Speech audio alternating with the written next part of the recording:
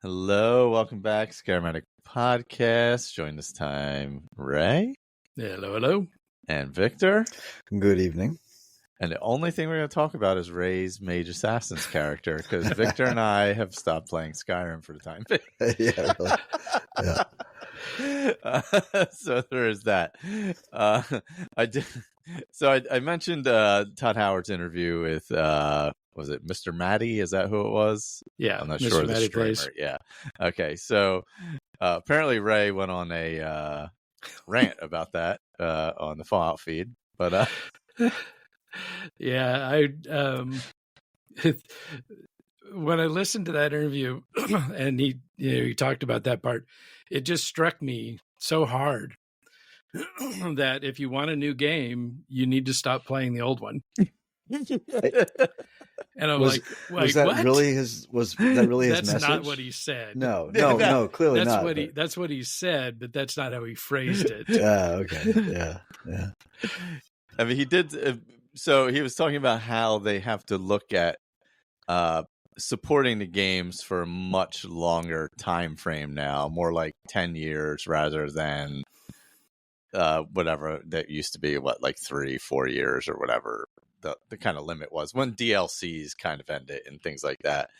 And I think realistically, I think it has to be at least that if you are having a successful game. I mean, because basically Minecraft is now 15 years old. Skyrim's 11 or 12 13. or 13. Well, yeah, it's 2024. 2011. Oh my God. Yeah. It's 13 years. Sorry. Yeah.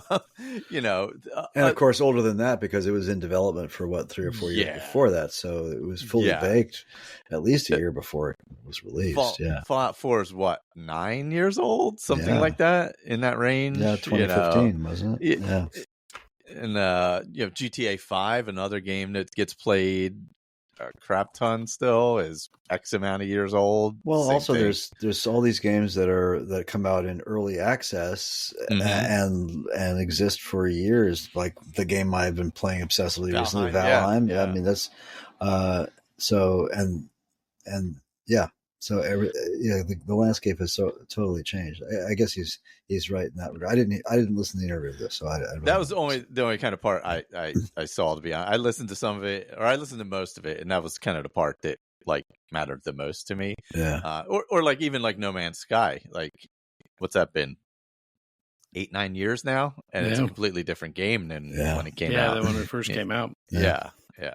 So I think the same thing with you'll see with Starfield will eventually evolve and become a little, it's not as blank of a slate as No Man's Sky was when it came out. But I think as you see DLCs and updates and things like that, it'll evolve and change over the time too, for a much longer period of time too.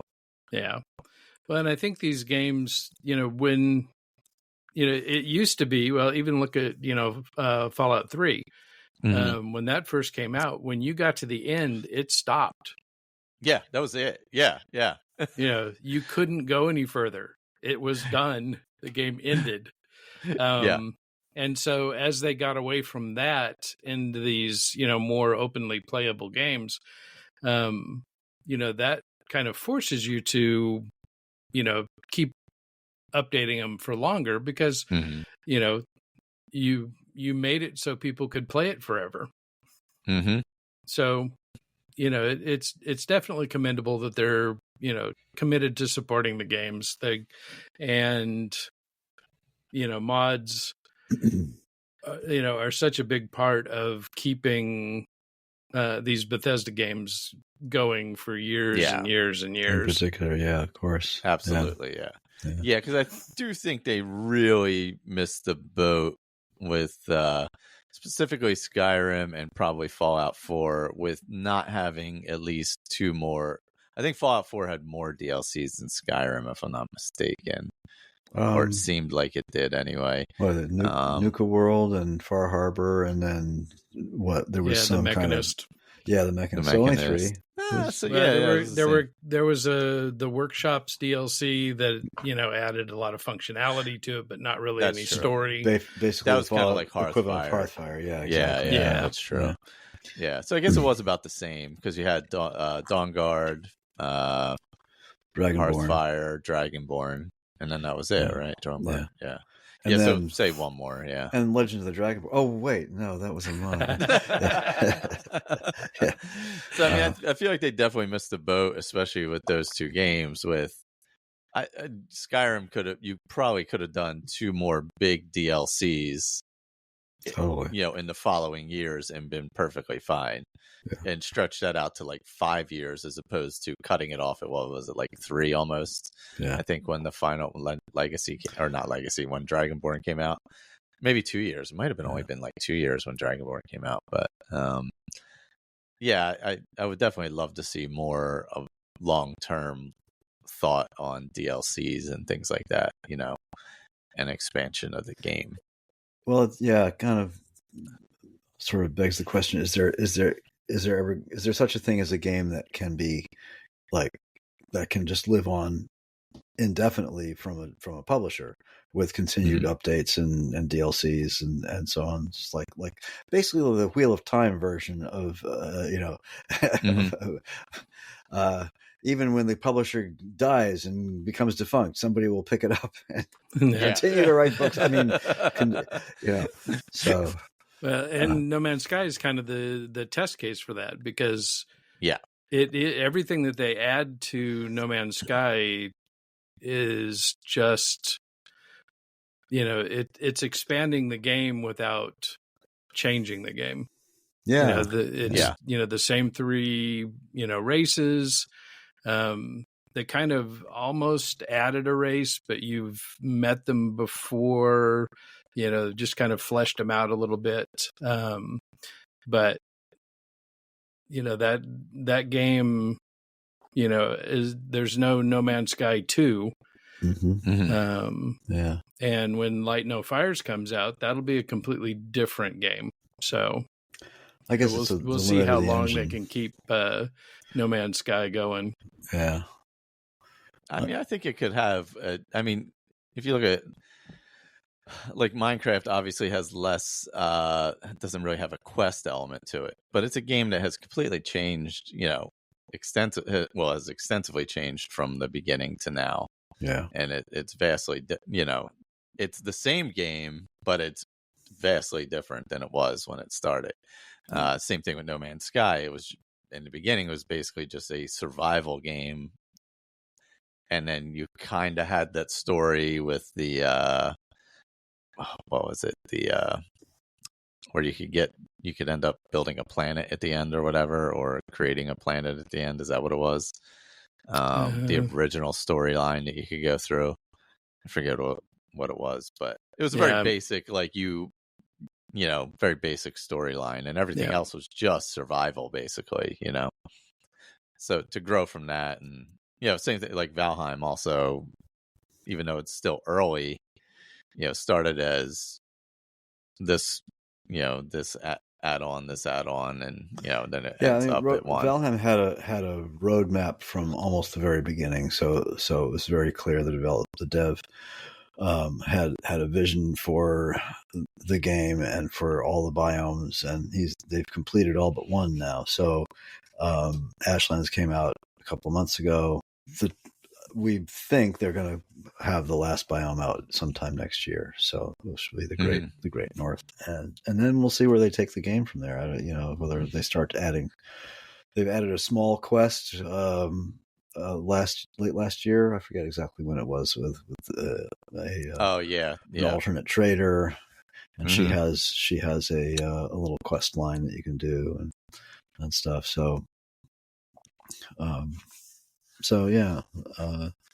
we'll see. And Valheim its strength has always been its sort of co-op play. I mean, it's very much in that regard. It's a little bit like Minecraft. I mean, I hang out with Sean and Kate on 3 or 4 evenings a week. We just sort of on the Discord and just sort of running around playing in the game and on the same server, just sort of chatting. And I've done that with Minecraft in the past, especially with the grandkids and stuff, and where they're dashing around showing us their cats and whatever they have. So it's a social thing as well, which is really wonderful. I love that. So, and that's not something that games like Skyrim have. Yeah, no, it's definitely very different. Yeah. And but it is something that a lot of the games that are coming out now have baked in. And I think Valheim has been, and Minecraft are the templates for that, and how seamless the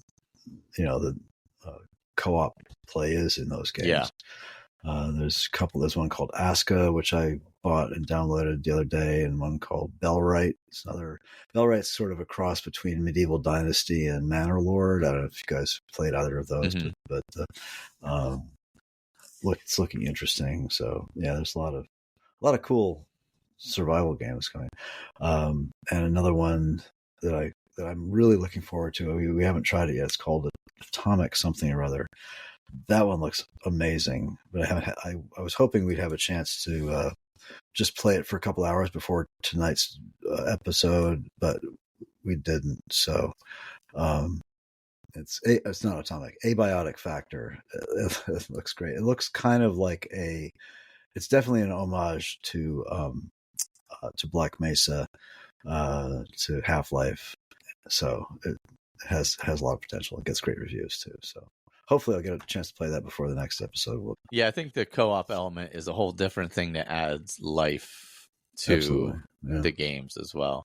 And definitely easier in like a, survival building game like Valheim and Minecraft versus Skyrim. It's a little more complicated to throw in there once you start. Yeah, or Fallout 4 even, which I guess is why 76 and ESO exists essentially. So Yeah, 76 is more of an MMO, though. Yeah. Really, which is now has sort of, the genres have separated enough now that MMO and these sort of co-op survival games are completely different genre. Yeah, that's true. They're very distinct in how they're.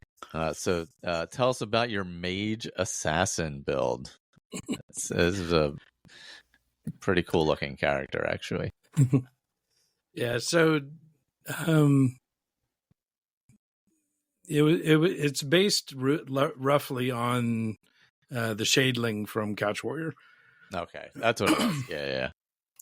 And so the character is spec'd into Sneak, Illusion, and Destruction. And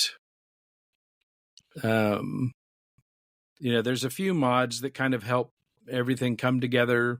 One of them is magic sneak attacks, which makes spells like Elemental Blast can get sneak damage. So you rank your illusion up where you get quiet casting. Now I can cast a spell and it doesn't alert to everybody. And if I can cast the spell and throw it at somebody, without them noticing me, then I can get a sneak attack on them from that. So that's pretty handy. I'm also using daggers. So invisibility and ghost walk are keys for that. Some of the trickier things to manage. So one of them, I've got some spell packages that add some stealth spells. Oh, okay. And one of the ones that comes from Apocalypse is Shadow Bond. And that's the one where you cast the spell on somebody, and then when you break the invisibility, it causes you to switch places.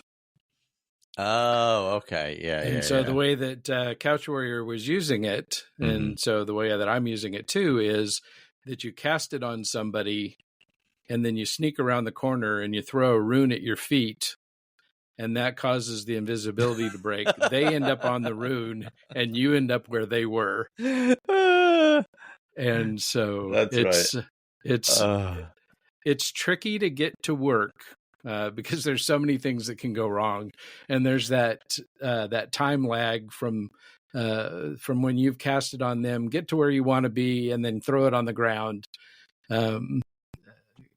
For whatever reason, casting a rune at your own feet, the game will sometimes protest.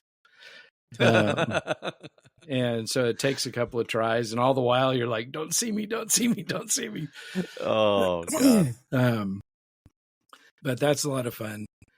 One that he uses is the Jackson's Blink teleport. And I found an updated version of it to where they've added voice control. So now you can put it on your shout key, and so you can teleport while you still have both spells going in your hands. So you don't have to switch up spells constantly. And, you can use it on that power key, or whatever key. Shout key. Yep. Yeah. So I always have to check and see which one I got, because I also use this mod called Dirt and Blood, to where as you're running around and killing things and getting in fights and stuff, you get all dirty and bloody. And if you go to a vendor while you're dirty and bloody, you actually have a speech debuff, and where you get penalized, so you don't get paid as much for stuff. And they'll comment about you smelling, really ripe or whatever. So you have to find some water and take a bath. Oh, nice. Or you can just swim. That'll take some of it away. If you're out in the rain, that'll take some of it away. That's just a funny thing to do. Is it mod aware with like bathing in Skyrim and mods like that? I'm not sure. I don't run anything else other than this one. Yeah. But it was something that ended up in one of the collections that I downloaded. And it was fun to do, so I kept it in. So that does seem like a fun one. And so you can teleport around and get in position. I've got a spell that is a little bit crazy to use. It's called Nightblade. And so you cast this spell on yourself, and then if you're within 50 feet of an enemy, and you do a melee strike, it teleports you to that enemy, and you hit them with that strike. Oh, interesting. Oh, what's it called? It's called Nightblade. Isn't that sort of like Blink? It's a little bit like the Blink in Dishonored, right? Yeah. So, and the other one that's kind of like that is Step Through the Shadows. But that one you cast at who you want to attack, and then you go and boom, you're right on top of them. Oh, wow. And so then you got to get a dagger strike off before they have a chance to react. Yeah. So that one I don't like as much. But this Nightblade one has a sound effect. It's a lot like a shock rune exploding. Oh, cool. I mean, this thing is just like boom. And you're like, shit. How did the guy standing right next to us not hear me? Not hear That's that. magic. That's how. Yeah. It's quiet casting, right? I don't know what you're talking about.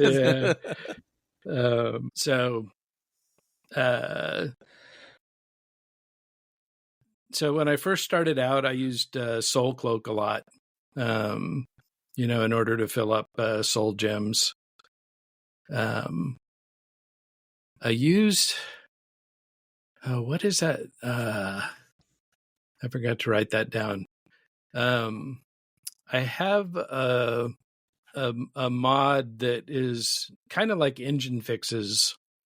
It's just a kind of a general, general purpose, mod support type mod. And so I'm not currently running any mods that use it, but there's a configuration file that you can go in and edit manually. And it's got a setting that allows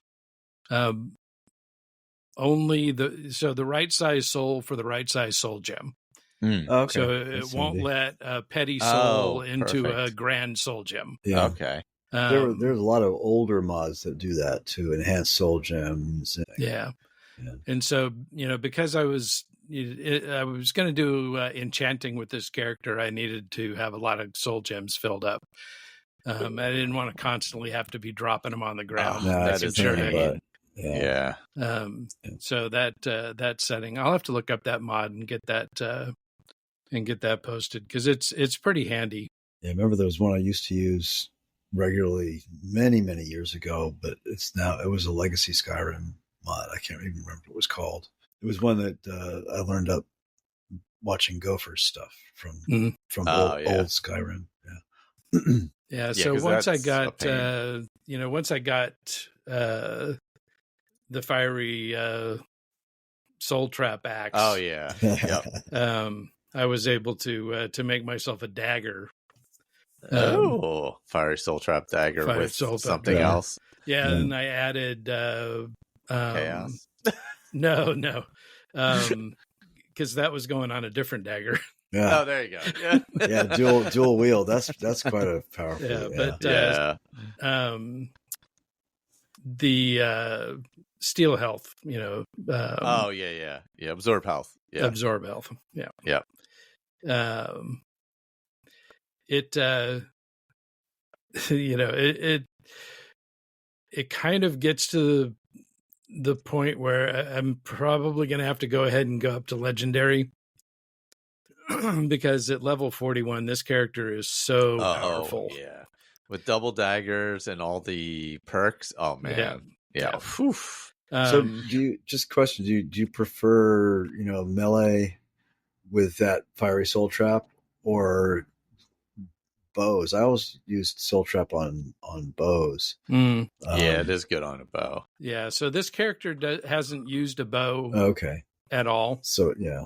Specific, yeah. So all of my range attack is with elemental burst. Gotcha. Oh yeah, that's a great one. And so then daggers is the only hard weapon, except that now that I'm getting up in levels, in order to level more, I needed to start working on some other skills. So I've been doing sneak attacks with two-handed swords. Oh, interesting. Very stealthy. Yeah. Yeah. And so one of the mods that I'm running, I'm not sure which one it is, lets you hold a two-handed sword in one hand and a spell in the other. So I can cast Ghost Walk and then sneak up on somebody. And when I go to strike them, then you can see your left hand grab the hilt and you do a two-handed attack. Man. Shades of Final Fantasy, that sort of giant swords. Giant weapon. Yeah. So that's been fun. The only problem is that because I'm not spec'd into that at all, and I get no bonus except for the 2 times sneak attack damage. Yeah. It's on these harder difficulties, it's not quite doing the job. Yeah, you're not getting a basic bandit down, but a marauder is gonna turn around and whack me. Yeah, really. Because what are you getting with the daggers? Like 15 times or something? No, it's over 30. Wow. Oh yeah, with the gloves and everything else. Yeah. Because I've crafted myself some one-handed gloves, and also I'm running a class mod, the Cyan's class. And so I took their Assassin. So now I get double the regular damage with daggers. Mm. And also, if I have a successful sneak attack, I've got 12 seconds of invisibility. Oh, wow. Handy. On top of everything else. To escape. Although it's funny because when you use Ghost Walk and you sneak up and you hit somebody and you get a critical hit on them, and then you snap back to where you were, and now you're still invisible. Oh, because you get that bonus invisibility, you get essentially. That bonus 12 seconds. So I spend a lot of time invisible. Especially in battles. Yeah. And, that's a good thing because so I'm level 41 and my health is 100. Oh, wow. So you're taking all Magicka? Everything has gone into Magicka. Nice. Yeah. But you don't really need it because you're sneaking. So if you get hit, you're pretty screwed anyway. Yeah. I can't take a hit. If a wolf, sneaks up behind me and bites me, I'm dead.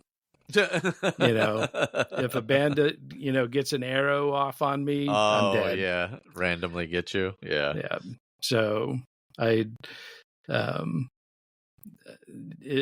definitely the full character of glass cannon. Because it's not just a glass cannon, it's a thin glass cannon. A glass cannon with a glass jaw. So it's imperative that I never get discovered. Yeah. I do feel like that's how stealth should have been balanced out better, though, in the game itself, is with making you much more susceptible to damage as you got higher level. Because you know how, obviously, like you're saying, you're going up to legendary or whatever because of how powerful stealth and the daggers are, or for sure, stealth and arching or whatever, or archery and all that. So that is a nice balance to be, have almost no health and be real susceptible. Yeah, I'm also doing a stealth respec mod that makes you have to be in the shadows. If you're in the light, the detection is almost instant. Oh, nice. But if you stay in the shadows, then you can sneak around undetected. Yeah, it's kind of cool. But if a bandit's looking over the wall and you sneak right up the middle in full daylight, they're gonna see you. But it's just a lot of fun trying different ways, trying to be creative about how you kill things. And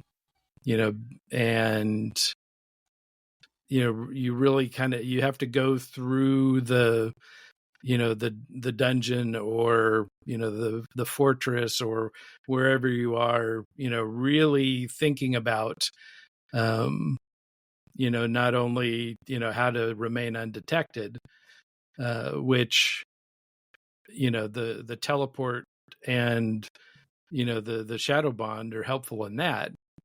Because you trade places with characters, or you can,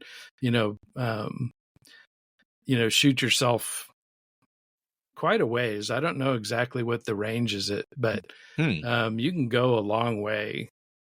It's nice if you're on a cliff and you need to get down. Oh yeah, you can because you can just blink your way down. Yeah. Oh, interesting. Yeah. Or up. It's also fun to jump around in like Dragon's Reach. They've got all that that pillar and beam work. Yep. And if you're very careful and pick your landing spots very, very strategically, you can jump around on those beams. Oh, cool. If you don't have something to backstop you, you're probably going to fly off and, then die. Yeah.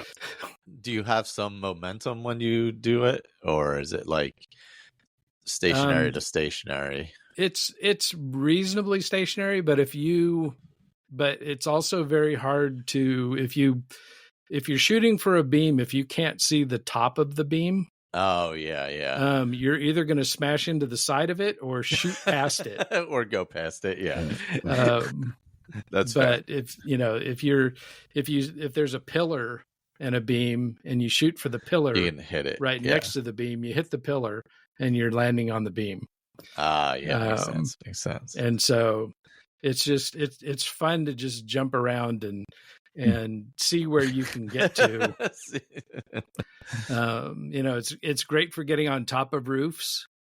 To be able to survey an area and then, drop down behind somebody and kill them.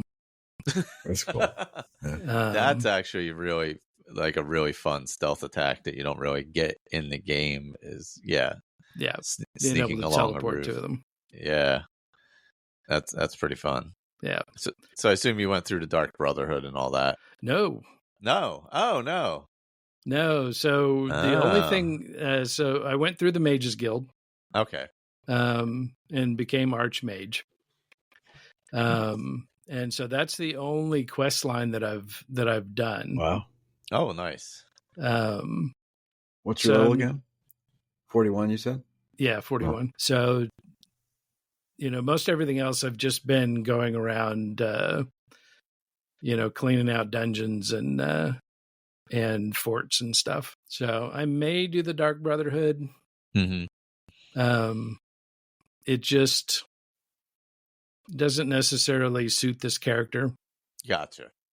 So the Mages College fit a little better with what? Kind of learning mostly it was so that I had access to destruction training. Oh, yeah. Because I needed to get that up quick. That's, even though you use it all the time, it's a pretty slow grind. Yeah, it sure is. Yeah. So I just used, what's her name, Feralda? Mm-hmm. And leveled it up that way. Oh, there you go. So I don't know. So I'm trying to slowly devolve into madness. So, because good luck with that. After a while, you run out of people to kill. Yeah, that's true. That's fair. Yeah, and so you kind of got to branch out into the less scrupulous, side of just general NPC killing. Yeah, because there's only so many bandits and so many forts. Yeah. I mean, they do repopulate, but yeah, I mean, that's no fun going back and doing it all over again. And you're already level 41, so you're pretty, stout. So it's like 41's pretty high level. Usually don't get to there. No, I don't. I rarely ever make it past 20. Yeah. 41's pretty high because once you get above like 25 or so, I feel like you start like really slowing down on the levels. I found myself having to, really, like the, two-handed sneak attacks, branch out to try to find ways to get levels. Yeah. Grind it up. Yeah. I saved, I got to about level 40 in alchemy early on, to be able to get some stuff going. But, I quit alchemy altogether. I just was collecting, components, and then, just sat down and started powering through. And, put on another 40 levels of alchemy before I got bored. Yeah, because unless you're pointedly leveling, once you get like 25, 30, something like that, if you're just playing a character that you want to play and not like grinding different things or branching out and doing different things, you're really not going to level that much on that point, It's a long grind to get. Yeah. If it was, like my Fallout 4 character, that's, pretty similar. I've got, blitz and dagger attacks on that one. That one you level quickly because you're killing so much stuff. And everything you kill gives you XP. XP, yeah. And so that character levels up very fast. Where this one, because you're doing the same thing over and over again, you're leveling very slowly. Very slowly, yeah. I'm in the mid to high 80s on illusion, sneak, and destruction. Yeah. Oh, yeah, that's pretty high, yeah. So, it's, even if I cast Ghost Walk 100 times, I'm probably not even getting at one level of illusion. So, okay. I guess they level at different percentages. Yeah. Or multipliers. Yeah, because once you're to like level 80 of illusion, I mean, that's a pretty slow grind to get up to 100 at that point. So, yeah. Because I know invisibility, I would assume it's probably similar amount of, it probably gives you a similar amount of XP as casting invisibility on yourself does, maybe. Yeah. Probably in that range. It's, so on the illusion side, I'm getting, regular bumps from muffle, although I could probably stop using muffle. Yeah, at this point where you're at now, yeah, because my sneak is high, and I've got the quiet footsteps, so I'm at 100%, quiet with my gear. Yeah, so I don't even know, is muffle doing anything at that point? Yeah, it probably isn't, except helping me level illusion. Yeah. That's fair, yeah, because you can spam that pretty well. It doesn't use up a lot of magicka, so definitely. I can't remember what so my goal on illusion right now is 90, because there's a useful perk at 90, but I can't remember what it is now. Quiet casting? No, that's earlier, right? Yeah, that was at like level 50. Is it the vanilla perks you're using? No, it's not vanilla perks. It's the light version of Ordinator. Oh, is that Valkyrie? I don't know. Is that or Triumvirate? Yeah, I don't remember. Yeah, I don't recall. Whatever the Anision light perk overhaul mod is, that's the one I'm using. That's Valkyrie, right? I think it is Valkyrie. Yeah. Oh, Scrambled Bugs. Oh, is the name of the utility mod. I think I have that on my sort of standard base mod list. Yeah. So if you go pretty innocuous into the configuration file for that mod, I think it's a JSON file. That's where you can set it up to only to put the right size souls in soul gems. Gotcha. Yeah. That's super helpful. So yeah, I have that loaded into it's an SKSE plugin. So yeah. But you do have to make those changes manually. It's not part of the standard configuration for the mod. Are you using a harvest overhaul of any kind, so you get more than one? No. Oh. Because I hadn't originally got it thinking I was going to do any alchemy. Oh, whoops. Yeah. Because I typically don't do alchemy with characters. Oh, okay. But this one I felt the need to get some levels, pretty alchemy quick. Is like one of my I always do alchemy. So yeah, because it was always eat the ingredients anyway to get all the things. Yeah. So I was early on. I was going, getting destruction training, and then go make a couple of potions. Go back and level up, go back and get more destruction training, make a few more potions and go back. So I figured, okay, I may as well just go whole hog. But by that point I hadn't loaded any harvesting mods. Probably not safe to load it at that point. You don't want to add it in. Yeah. So I'm like, and then you could end up with 500,000 snowberries and yeah. I've already got when I went through my big purge, I still have if I take all of my ingredients into my inventory, I'm overweight. Okay. Yep. Sounds familiar. So,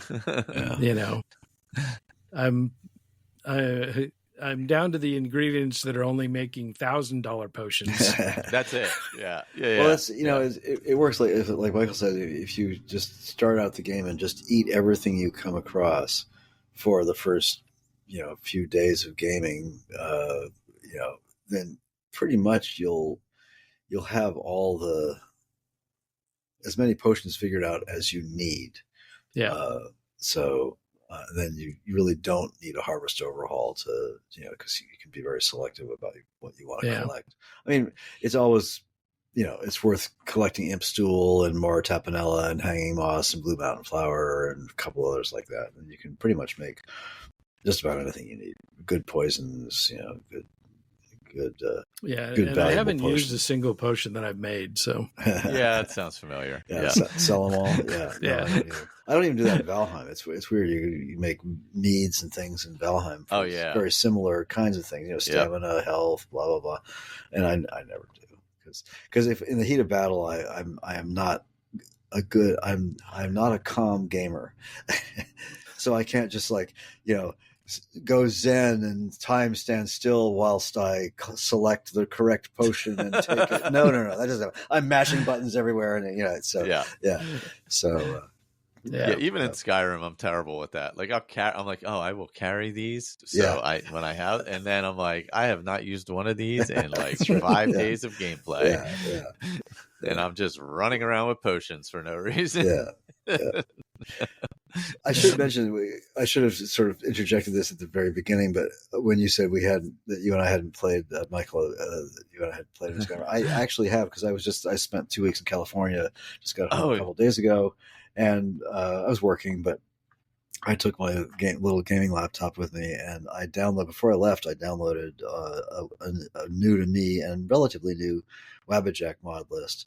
I didn't play much of it, just a couple hours here and there. It's called Nordic Souls. It's actually really good. It's a very compact and well selected mod list. It doesn't have a harvest overhaul in it, which maybe think of, but it's not a Legacy of the Dragonborn based, so it's not it's unfair to say bloated, but some of the Legacy of the Dragonborn mod lists are pretty bloated and hard to maintain over time. But it's really good, actually. So Nordic Souls, it looks really nice, has Vigilant in it, and a couple of the other lesser known but really good quest mods and some stuff. Anyway, so that's recommended. It worked well on my. I have this little laptop, has a 4060 in it. I have to prop it up off the desk and because it gets pretty freaking hot. I bet. Both with a heavily modded Skyrim, and Valheim is surprisingly tough on systems. It's very taxing. It's very graphics heavy with that lighting system they use in there. Gotcha. The lighting. Yeah. So if you bump your graphic settings up to high or ultra in Valheim, you really better have a pretty beefy system to run.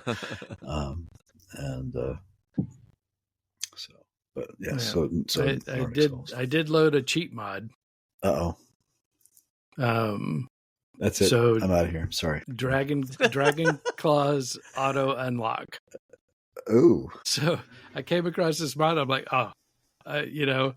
I am so tired of having to stop, look at it, look at the claw, see what it shows you right on the. It's not like you have to figure anything out. Wait a minute, no puzzle. You haven't memorized them all by now, Greg? Come on. So yeah, this one, if you have the claw in your inventory, you can walk up to the door and unlock it. It. Yeah. And the wheels will turn. It'll still do all the, cool animations and, clunk, clunk, clunk, and down it goes.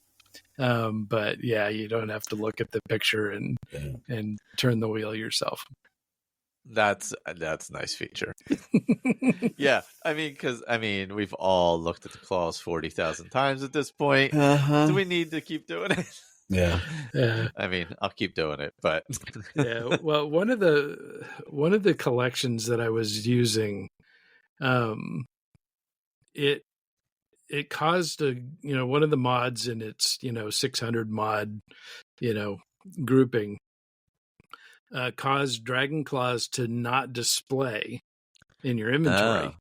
When you would open them up, it wouldn't show you the picture.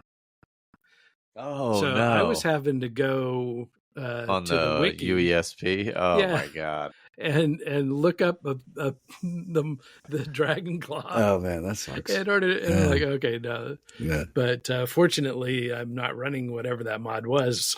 But now I don't have to worry about it because I've got that auto unlocker.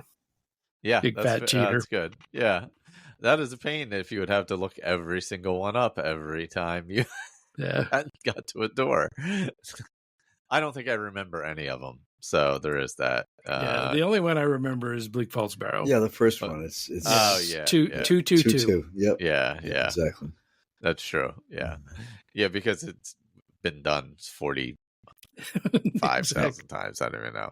Yeah. And I don't even do dragons on half of my playthroughs, and it's been 45 times. Yeah. I barely do. Yeah, I rarely do dragons on my playthroughs unless I'm specifically doing the main quest for some reason. Yeah. Otherwise, I'm like, nope, we're not going to do dragons this time. Yeah. I did get a wild hair and thought, you know what? I wonder if I can one shot dragons with a dagger. Oh, you can. Yeah. And so I, cause I can with giants. And so I've got, At Your Own Pace loaded. Oh. So I went to Helgen, started that off. And it tells you to go to Riverwood and warn the people. So I walk into Riverwood, where I had been several times over the course of this playthrough. Because, at that point I was, like level 38 or so. And everybody was hostile. So I'm like, okay, crap. Well, I'll just go straight to Whiterun. So I go to Whiterun, the guard lets me in, and, I walk up to Dragon's Reach and everybody's cool. I walk inside and all the main NPCs inside go aggro on me. Oh no. So Irlith's after me, Farengar, Valgriff, Avenici. I'm like, oh crap. Okay. So then I went in and consoled that quest complete, and then everybody was fine.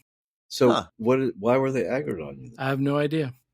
Because that's happened to me a couple of times, and I did not connect it to At Your Own Pace, but it may. Well, I don't know that it necessarily is. Well, it might be. It's a good guess. It's a mysterious. All of a sudden, that has happened to me in the past, and I don't remember exactly where it was, but yeah. So I completed that that quest MQ 102. Okay. Set stage 160. Okay. So which one is that? It says Dragon Reborn or whatever it is. Something. What's this quest stage? Yeah, I don't know. It's the second. It's the second one. The one right after Unbound.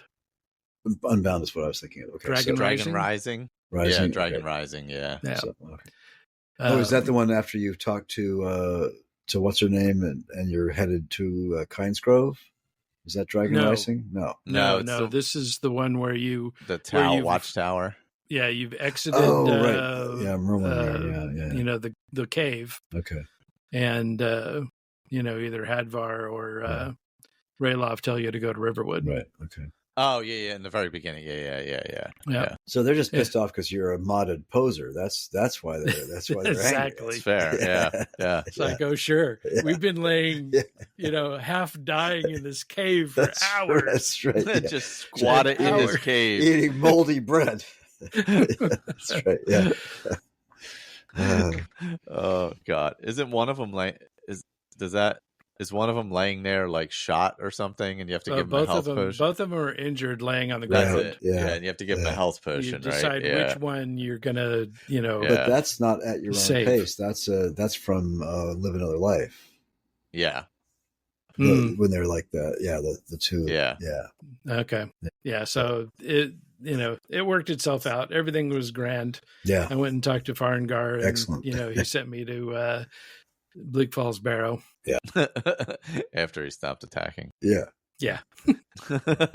That's weird that they got aggroed though. That's strange. Yeah, it was so strange. I wonder if it's almost like you didn't choose a side or something, it thought, until you got there. I tried both ways. So the first time I went in the cave and helped out Hadvar. Yeah. But still when I got to Riverwood, Alvor was the first one to attack me. So I restarted and then went straight to Whiterun, and it still happened. So that's when I decided to just push through it and see what happened. Yeah. Cool. But never a dull moment playing modded Skyrim. Yeah. This is true. This is true. Man. Even any modded game. I mean, Valheim. There's I don't know what mod it is, but I had one where in the plains, and I don't use mods in Valheim very often, but you get to the plains, and only in the plains biome, if you walked without running, you were fine. If you have the hoe out and you're running, you're okay. But if you try to run, it's like having a havoc bug in Skyrim. All of a sudden, you are just sliding across the map, and you run into a stone wall and die, or fall off a cliff and die. It's just uncontrollable. So there's no all mods make you cry bitter tears on a very regular basis. But so one thing I noticed today is that Bethesda has issued a message to everybody that uses creations, that they will no longer be allowing any creations that alter the INI file. Oh, for God's sake. And because evidently it's causing a bug. That's pretty bad. And because it's in their creations, so Xbox players are loading these. Right. And they've got no way of That's right. It's the console player's fault as usual. PC Master Race all the way, man. Fuck those consoles. Yeah, I mean, I'm using INI changers all the time. Exactly. I never have any problems. And we have been for about a decade now. Yeah, so I was sad for them because I was genuinely happy that that console players got to get mods. Mm-hmm. And if you look in our Discord, they were very excited about it, and they're oh my gosh, look at this! Yeah, I had it for 3 months. Oh, look at this! Oh yeah, that one for 4 months. Had that one for 5 years. Yeah. No, but oh well. Yeah, so they're. That's too bad because I think Bethesda could do better than that. They really do. Yeah, it's so they took the lowest common denominator. So. But I'm in absolute heaven with Starfield now because there's an alternate start mod. Oh, awesome. Is there? Yeah. Oh, nice. So I started a character that because typically I'm starting a new character. I got to go through the opening sequence, do yeah. mine, Yeah. then you got to fight the pirates, then you got to fight the other pirates, then you have to go to Constellation and talk to them and all that. But this mod lets you skip all that and disable Constellation altogether. Oh, wow. So I was able to start a pirate character on a space station without ever going to New Atlantis. oh, wow. Nice. And or stable going to and no consequences. I haven't had any problems at all. Nice. Somewhat ironically, so the same mod author also makes a universal stash mod that I use. That lets you use so there's a safe at the lodge where you start the game. That is the only unlimited storage in the vanilla game. And so this mod lets you activate that and now build storage boxes with infinite storage that ties all these the storage at that at the lodge. So you can access it from anywhere. So you can access it from any of your bases or anything like that. Nice. Yeah. Well, if you never go to the lodge, you can't activate the mod. Oh. Oops. And so I have to do without the unlimited storage. Oh, dear. If I forego the lodge altogether. So, or you can pretend there was minor a price to pay. tear in the space-time continuum, and suddenly you were in the lodge just for 5 minutes or so. Yeah. No, it didn't work. Oh, well. Okay. The purity is worth the extra effort. That's right. Any where are you guys at in Fallout? What's going on over there? So we're between roundtable seasons. So we're mostly talking about Fallout 76 and Starfield. But I had started a new character in Fallout 4. In just kind of a general conversation, we got talking about, I was prepping for Fallout London. Oh, okay. So I completely wiped out all of my Fallout 4 mods, purged them all from my game, and loaded the next gen update. And so we were talking about me doing that. And, Andrew asked about, well, are there any of those characters that you really cared about anyway? Because, mostly the answer is no. But, I did have a little nostalgia for my stealth character. And so I started thinking about it, and you know what, I can run this vanilla. And so I started the, this, it's a blitz melee character. You just sneak around with a knife and then teleport yourself, to the nearest bad guy, stab him and disappear. And disappear. Nice. Sounds very familiar. Yeah. Sneaky, stabby. Yeah. So, I've done the same thing in Starfield. It's not as easy in Starfield. Oh no. Starfield punishes you severely for stealth. And so, I've done it. So I've done a melee character in Starfield. I tried both ways. So first I tried the sneaky, melee, and it was just like, okay, this is not going to work. This is not any fun.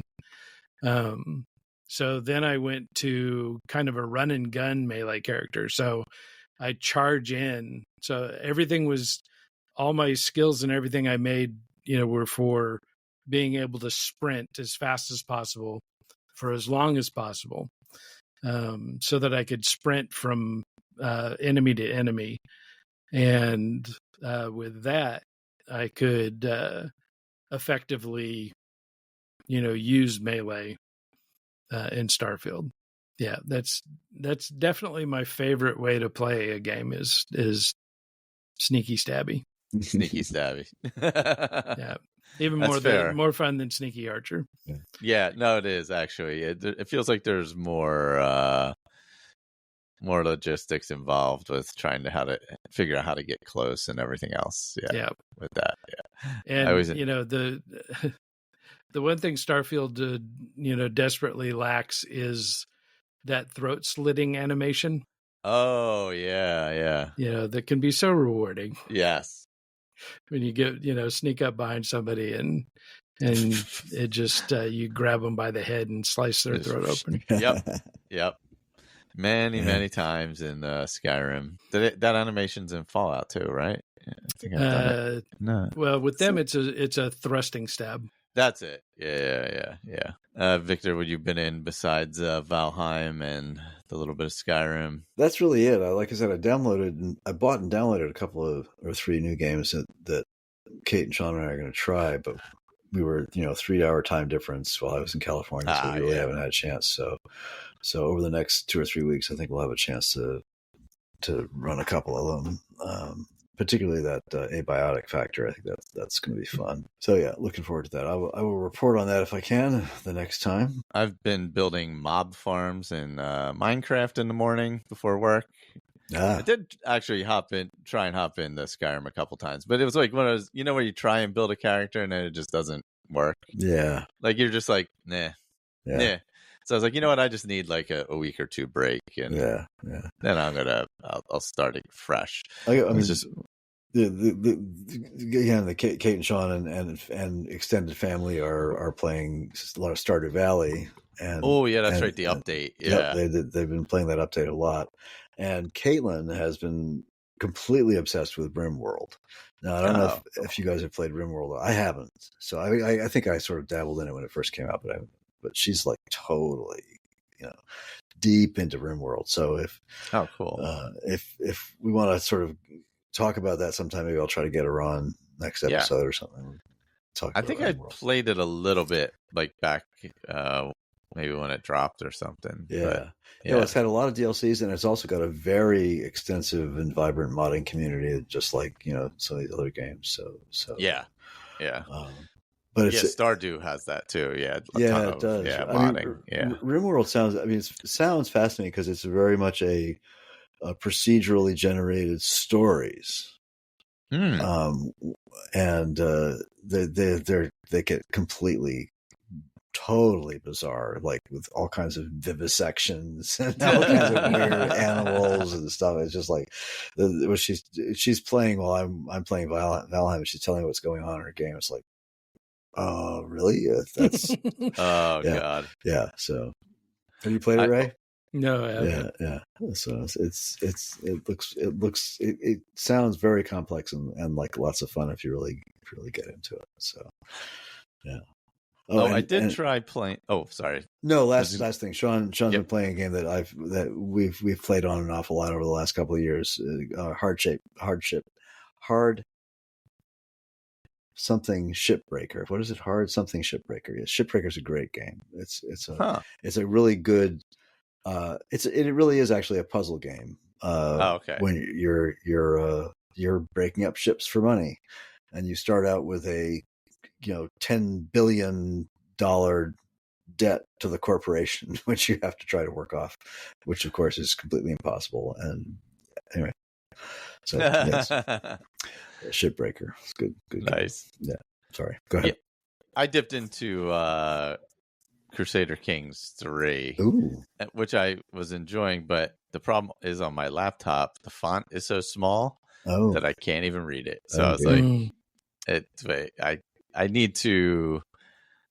couldn't figure a way to adjust it either. So I was like, so I may have to adjust and play it like on a larger screen, actually sit down in the office and play it as opposed to just pulling it up on my laptop.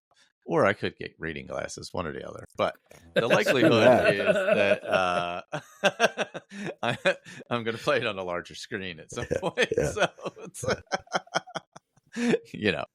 we'll do it the easy way. Yeah. Well, reading glasses. I finally got a pair of progressive lenses that I can use for every day, including work, for the most part. But I still have to get. These are bifocals. I cannot use progressives when I'm sitting in front of a computer, especially a big 24-inch screen like I have in front of me here. But even the laptop, it's just there's too much real estate, and the progressives you constantly all over the place. Yeah, you can't do it. Computers and progressive lenses don't work. Yeah. Maybe I'll just get a big magnifying glass and sit it in front there of the screen. There you go. Yeah. dye your beard gray and you'll be fine. I have a little bit in there. It's getting there. Yeah. I'm gonna be much more gray at some point. You too will be like being Ray soon enough. Oh man. Well, that was a fun one. If anybody else has Skyrim stories they would like to send us or playthroughs, you can definitely do that. Back in the day, we used to read those or listen to those. So ASkyrimaddictpodcast@gmail.com. Feel free to contribute. Please. There's somehow many years later, people are still listening. So if you would like to contribute, please do. Be appreciated. And check out Fallout feed. Check out what's it? Vault Talk. Did we name the Vault Talk? Yes, for the Fallout Television show, which was great. I loved it. I really did too. Yeah. I have to admit. Yeah. Games who dame. Yeah, it's late. Dames who game. Fallout feed. Skyrim Addict. Will run for if you like running, or if you like hearing about idiots crossing the Grand Canyon in the heat and almost dying.